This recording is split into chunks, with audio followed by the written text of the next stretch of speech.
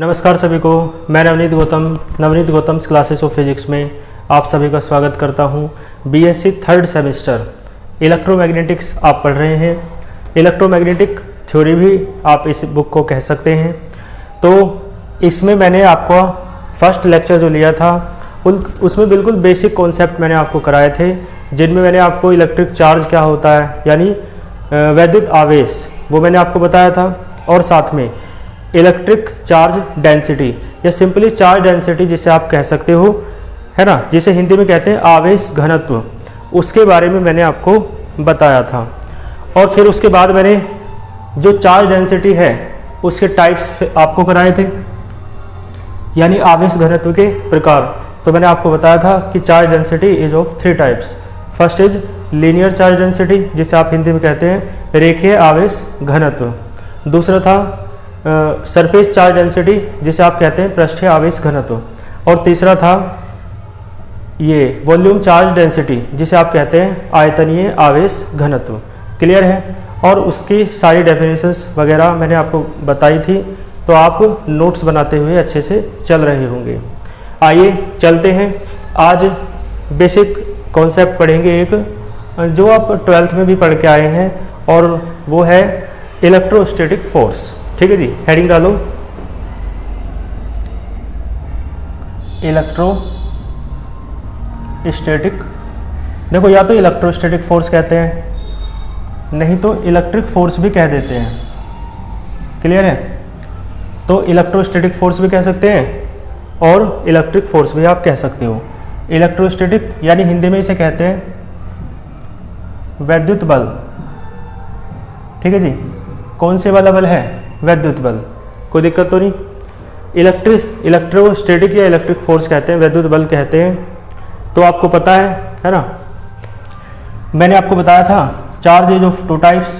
First is positive charge and second is negative charge. धनावेश और ऋणावेश आवेश 2 प्रकार का होता है।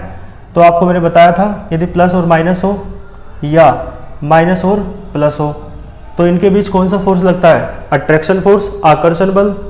और यदि दोनों प्लस हो या दोनों माइनस हो तो इनके बीच कौन सा फोर्स लगता है? रिपल्सन, ये रिपल्सन फोर्स यानी प्रतिकर्षण बल। ठीक है जी।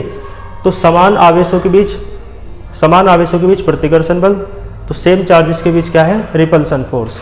और जो अपोजिट चार्जेस हैं उनके बीच अट्रैक्शन फोर्स है, यानी कि विपरीत आवेशों के बीच क्या लगता है? आकर्षण बल। ये बात आपको पता है। तो आप जानते हैं जो बल है आवेशों के बीच लगने वाला, चार्जेस के बीच लगने वाला, वो 2 टाइप्स का है। एक तो attraction force and repulsion force. ठीक है जी। तो इसका मतलब है ये जो अट्रैक्शन और रिपल्सन फोर्स है इसे ही आप कहते हैं इलेक्ट्रोस्टैटिक या इलेक्ट्रिक फोर्स।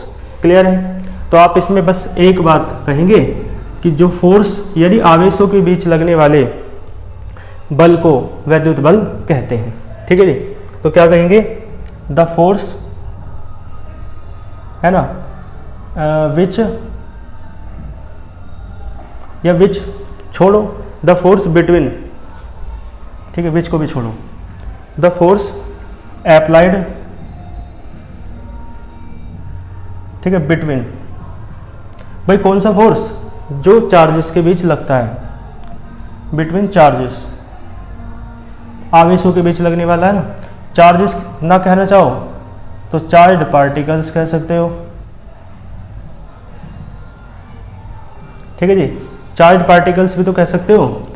यानी चार्जेस कहोगे तो इसका मतलब है आवेशों के बीच लगने वाला, और चार्ज पार्टिकल्स कहोगे तो आवेशित कणों के बीच लगने वाला। ठीक है।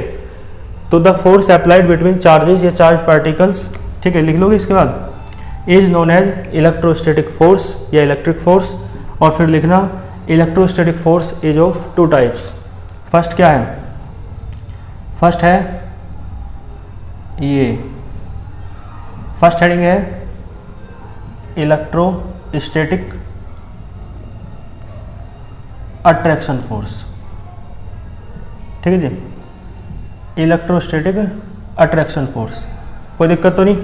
इलेक्ट्रोस्टैटिक अट्रैक्शन फोर्स हिंदी में कहेंगे वैद्युत आकर्षण बल। क्लियर है? तो देखो, आपको पता है प्लस हो माइनस हो या माइनस हो तो प्लस हो, तो इसका मतलब है हिंदी में कहेंगे विपरीत आवेशों के बीच लगने वाले वैद्युत बल को वैद्युत आकर्षण बल कहते हैं। ठीक है जी। तो यानी द फोर्स है ना, ये बिल्कुल सेम रहेगा। यहाँ से मैं बोल देता हूँ, लिख लेना। The force applied between charges है ना, तो चार्जेस के साथ क्या आ जाएगा उससे पहले अपोजिट है ना। तो the force applied between opposite charges is known as electrostatic attraction force. कर लोगे? हिंदी और इंग्लिश दोनों में बोल के चल रहा हूँ मैं, जिससे आपको कोई डाउट ना हो, है ना। पिछले लेक्चर मैंने हिंदी में काफ़ी समझाने का प्रयास किया, फिर भी कई कमेंट्स ऐसे थे कि हिंदी में है ना, उन्हें मतलब समस्या थी उन्हें इंग्लिश में, तो है ना बता दिया करो जो भी बात है। तो ठीक है, अब तो काफ़ी मैं हिंदी यूज कर रहा हूँ। और देखो दूसरी बात, दूसरा पॉइंट क्या हो जाएगा। हाँ, तो मतलब डेफिनेशन लिख लोगे और ये वाला डायग्राम बना दियो। ये हालांकि वहाँ पे बनवाया था ना फर्स्ट लेक्चर में, ये वही बना दियो। और दूसरे वाला दूसरा पार्ट हो जाएगा इलेक्ट्रोस्टैटिक रिपल्सन फोर्स। ठीक है जी, इलेक्ट्रोस्टैटिक रिपल्सन फोर्स। क्लियर है? इलेक्ट्रोस्टैटिक यानी वैद्युत प्रतिकर्षण बल कहेंगे। और आपको पता है एक चार्ज पॉजिटिव तो दूसरा भी पॉजिटिव, एक निगेटिव तो दूसरा भी निगेटिव, तो फोर्स कौन सा लगेगा उनके बीच? रिपल्सन। ठीक है जी। तो आप कह सकते हो, क्या कहेंगे हिंदी में? समान आवेश है ना, समान आवेशों के बीच लगने वाले बल को वैद्युत प्रतिकर्षण बल कहते हैं। ठीक है जी। तो आप लिख सकते हैं लैंग्वेज इंग्लिश में भी, द फोर्स अप्लाइड बिटवीन, बोलो खुद बताओ, बिटवीन सेम चार्जेस। ठीक है, the force applied between same charges is known as electrostatic repulsion force. कर लोगे? और फिर इसके नीचे ये डायग्राम बना दियो। ये पूरा नहीं है, ये बनवा रखा है मैंने वहाँ पे। इधर लिखना है सेम चार्जेस और इस डायग्राम में इधर लिखना है अट्रैक्शन फोर्स और इधर लिखना है अपोजिट चार्जेस। ठीक है, कर लोगे? तो मैंने इलेक्ट्रोस्टैटिक फोर्स क्या होता है या इलेक्ट्रिक फोर्स क्या होता है आपको बता दिया है। एक स्क्रीनशॉट ले लो और बाकी मैंने कहा साथ साथ नोट्स बनाते चला करो, वो तरीका सबसे अच्छा माना जाता है। ठीक है जी। स्क्रीनशॉट ले लो एक इसका। चलो इसके बाद देखो इलेक्ट्रोस्टैटिक फोर्स जो है ना, दो चार्जेस के बीच लगने वाला, उसकी हम बात करेंगे। तो हेडिंग डालो इलेक्ट्रोस्टैटिक फोर्स है ना बिटवीन टू चार्जेस। क्या हेडिंग है? Electrostatic force. ठीक है, इलेक्ट्रोस्टैटिक,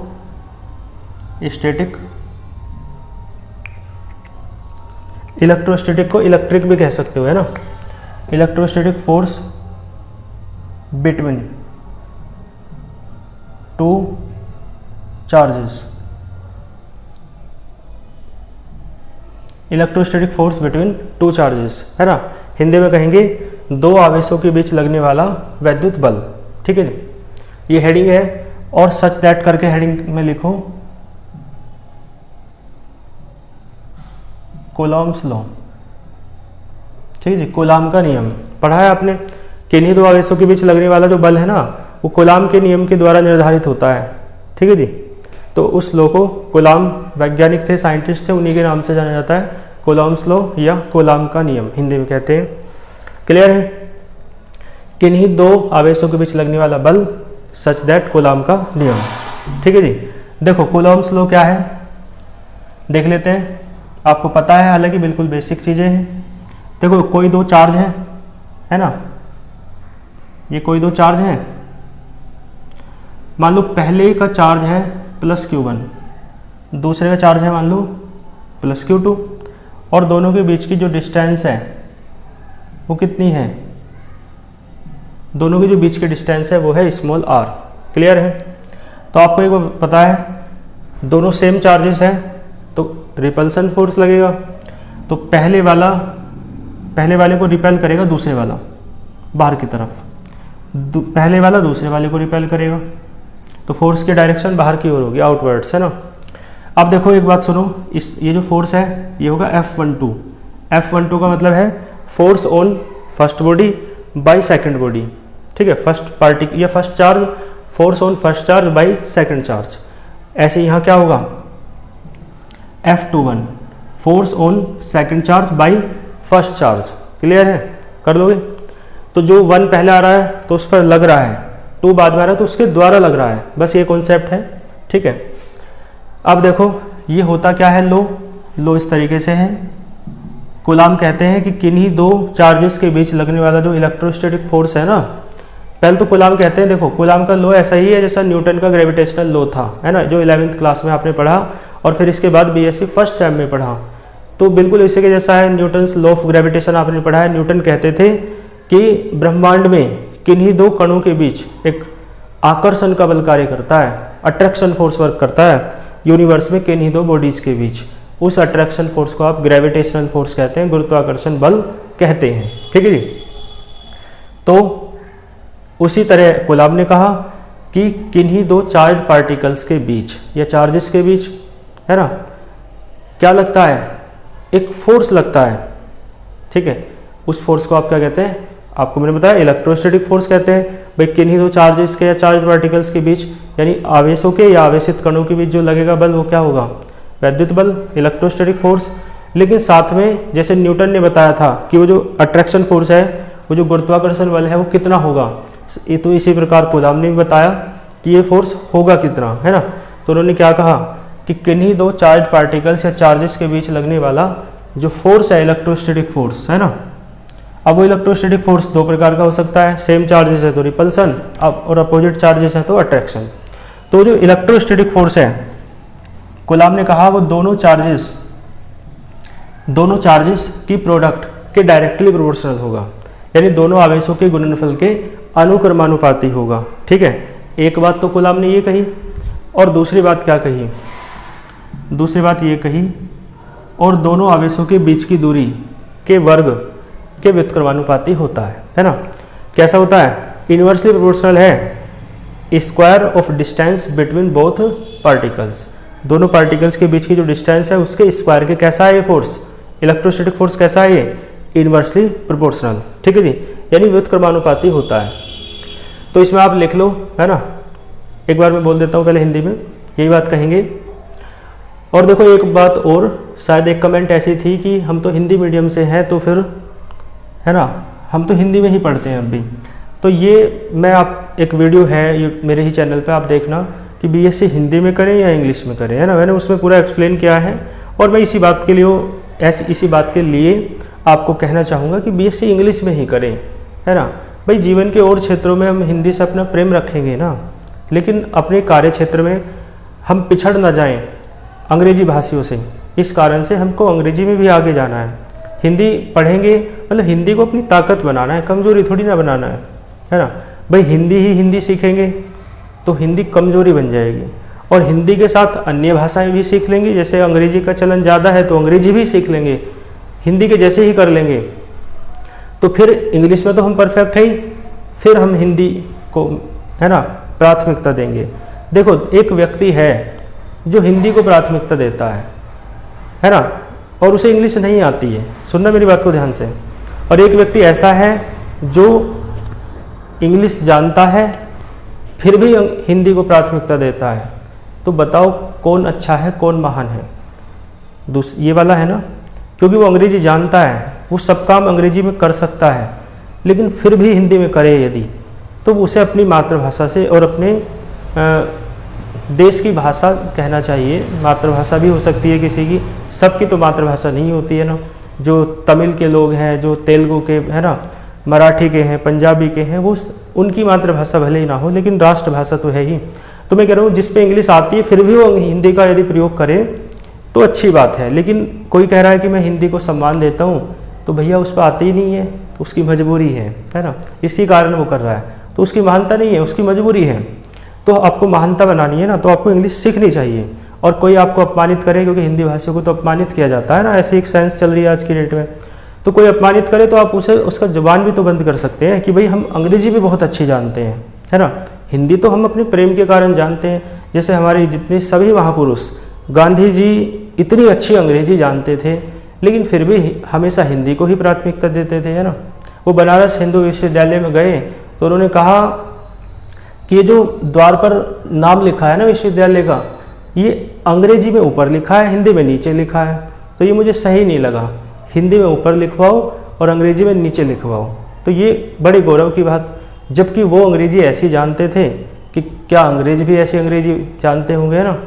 तो ये बात होती है, ये गौरव की बात होती है, ठीक है। तो मैं ये कहना चाह रहा था उस स्टूडेंट से या उस टाइप के जो भी स्टूडेंट हैं कि जो हिंदी मीडियम से पढ़े हैं और अब भी हिंदी में पढ़ रहे हैं, तो वो इंग्लिश में पढ़ने का प्रयास करें, हो जाएगा, बहुत कोई इतनी बड़ी बात नहीं है। सेमेस्टर की शुरुआत है और शुरुआत से आप कवर कर सकते हो, क्योंकि इंग्लिश के बिना काम नहीं चलेगा बिल्कुल भी, ठीक है।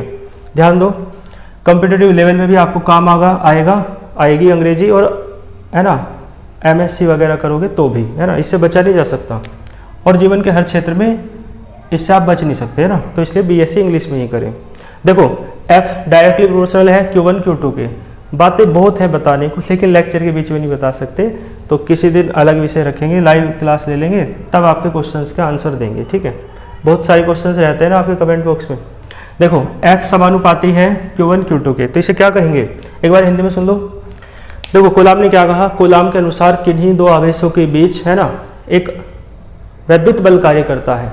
इस बल का परिमाण दोनों आवेशों के गुणनफल के अनुक्रमानुपाती तथा उन दोनों आवेशों के बीच की दूरी के वर्ग के व्युत्क्रमानुपाती होता है, ठीक है। इस नियम को कूलाम का नियम कहते हैं, ठीक है। एक बार इंग्लिश में सुन लीजिए, क्या कहेंगे, अकॉर्डिंग टू कूलाम, है ना, there works an electrostatic force, ठीक है, between any two charge particles, या एनी टू चार्जेस कह दो, between any two charge particles, clear है। तो the magnitude of this force, ठीक है, चलो मैं यहां से लिख देता हूं, द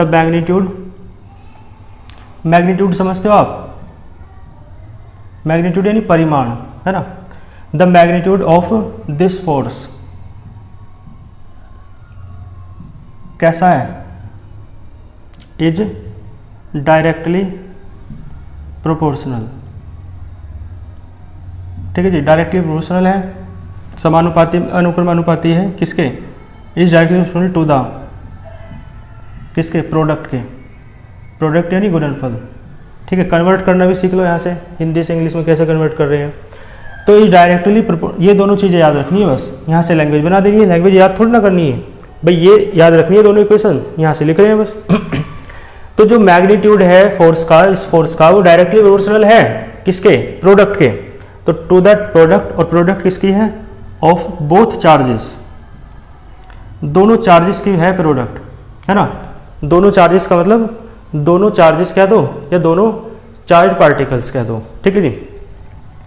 बोथ चार्जेस एंड, और कैसा है, and is inversely proportional,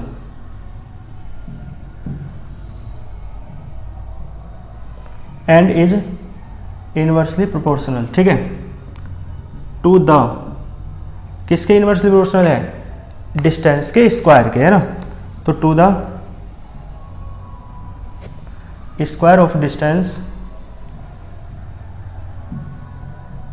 between, बोलो, बिटवीन दैम, दैम मतलब उनके बीच, उनके यानी उन आवेशों के बीच, कर लोगे।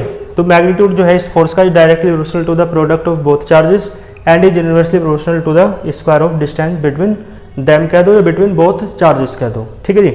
फिर दैट इज करके आपको लिखना है, दैट इज करके अर्थात करके, है ना, यही लिखना है अर्थात, ठीक है। डायग्राम तो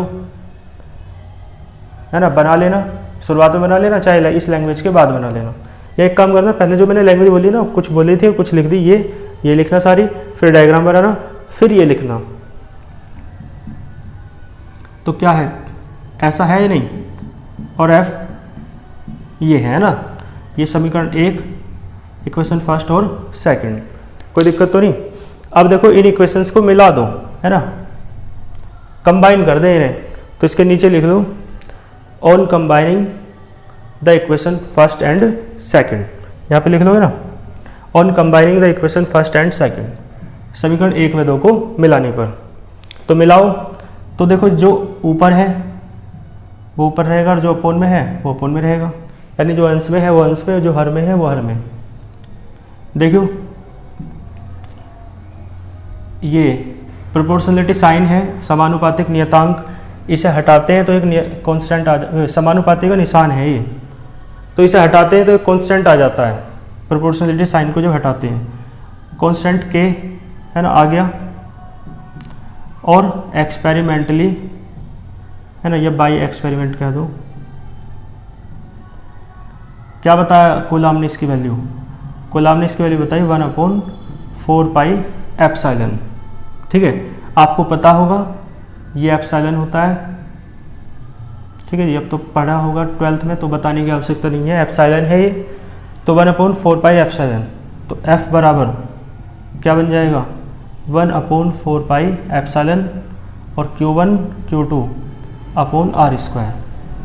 ठीक है जी, ये ग्रीक लेटर है, ग्रीक वर्णमाला का एक अक्षर है जिसे आप एप्सिलॉन या एप्सिलॉन कहते हैं। ठीक है जी, क्लियर है? तो एप्सिलॉन क्या है, वेयर करके आप लिख दीजिए। देखो एप्सिलॉन तो आप जानते ही हैं, पढ़ के आए हैं ना 12th में भी, तो मैं है ना लेकिन हाँ मैं बता देता हूँ फिर भी, आप चिंता ना करें। तो मैंने कहा एप्सिलॉन क्या होता है, आप बताएं, है ना, एक बार तो बताएं। इसे कहते हैं किसी माध्यम की वैद्युतशीलता। ठीक है जी, तो यानी परमिटिविटी, इंग्लिश में क्या कहते हैं, परमिटिविटी।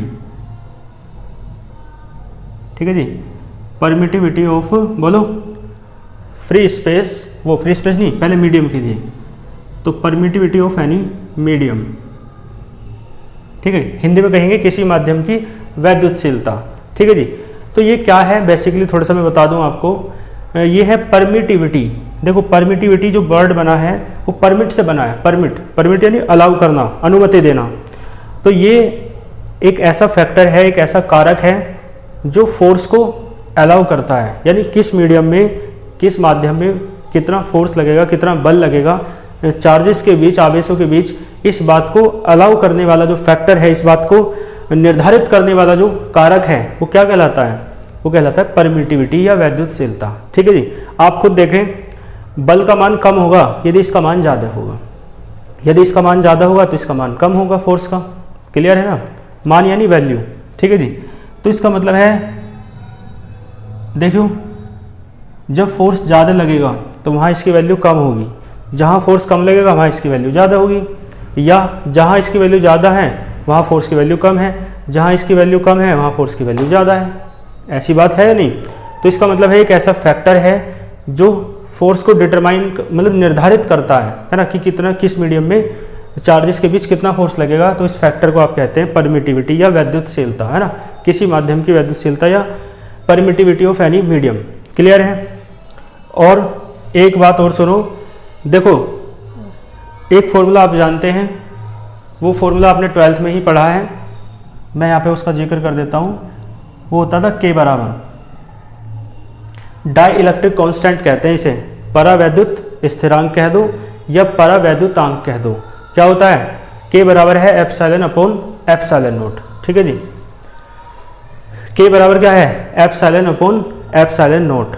क्लियर है?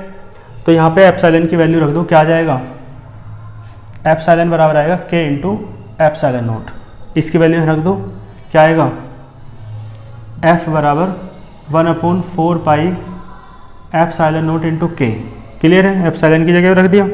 और एप्सिलॉन क्या है आपको पता है, निर्वात, ये किसी माध्यम की वैद्युतशीलता, परमिटिविटी ऑफ एनी मीडियम। और एप्सिलॉन नॉट क्या है, निर्वात या वायु की वैद्युतशीलता, यानी परमिटिविटी ऑफ फ्री स्पेस और एयर। ठीक है जी, और ये Q1 Q2 अपॉन R² बिल्कुल एज इट इज रहेगा। क्लियर है? तो यहाँ से एक एक्सप्रेशन ये भी बन गया। ठीक है जी, लेकिन यदि दोनों चार्ज पार्टिकल्स या चार्जेस कहाँ रखे हो, फ्री स्पेस यानी कि निर्वात में रखे हो, या एयर यानी कि वायु में रखे हो, तो क्या हो जाएगा, तो देखो if both charges are placed, है ना, इन, इधर का दिख रहा है आपको, इफ बोथ चार्जेस, हाँ उधर का थोड़ा कट रहा है, एक मिनट रुको, अब ठीक है। मैंने कहा if both charges are placed in free space, या तो फ्री स्पेस में रखा हो या एयर में रखा हो, मतलब रखे हो बोथ चार्जेस, तो आपको पता है फ्री स्पेस या एयर के लिए K बराबर 1 होता है। डाइलेक्ट्रिक कांस्टेंट परावैद्युतांक कितना होता है, K बराबर 1। तो सो F बराबर क्या हो जाएगा, यहाँ आ जाएगा बस ये एप्सिलॉन नॉट, K की जगह रख दिया, और ये Q1 Q2 upon r square.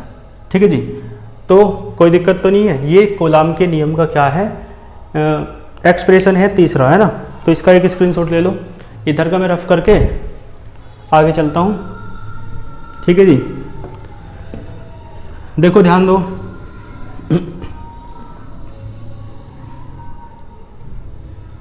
देखो कितना अच्छा भजन चल रहा है, आपको कुछ आवाज़ आ रही है ना।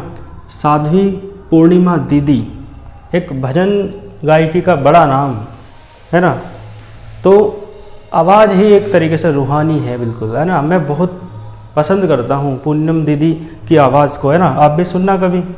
देखो तो यहाँ पे कितना आया, एक बात और सुनो, आपको याद है, मैं आपको बता दूँ, वेयर एप्सिलॉन नॉट जो है ना, निर्वात वायु की वैद्युशीलता है, परमिटिविटी ऑफ फ्री स्पेस और एयर, तो ये होता है, इसकी वैल्यू है 8.85 इंटू 10⁻⁻19 कूलाम, नहीं कूलाम नहीं, इसकी यूनिट होती है, मैं लिख देता हूँ, कूलाम स्क्वायर पर न्यूटन मीटर स्क्वायर। ठीक है जी, तो इसकी वैल्यू आप याद रखेंगे, याद होगी भी आपके। तो देखो यहाँ से फिर, और हाँ मैं बता तो दूँ, एप्सिलॉन नॉट है क्या, ये है परमिटिविटी। ठीक है जी, भाई है तो परमिटिविटी, लेकिन वो किसी मीडियम की थी, और ये है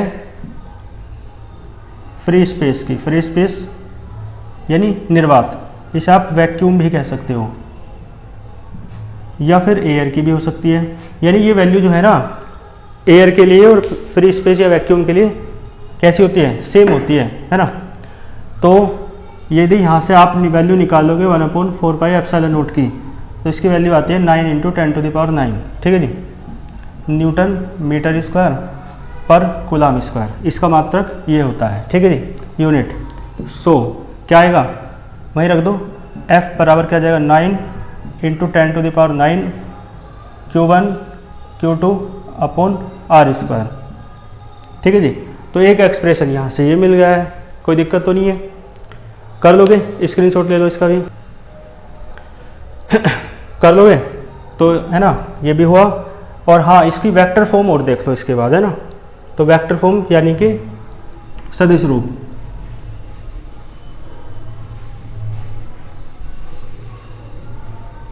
ठीक है जी। देखो सदिश रूप या वेक्टर फॉर्म पे बात कर लेते हैं।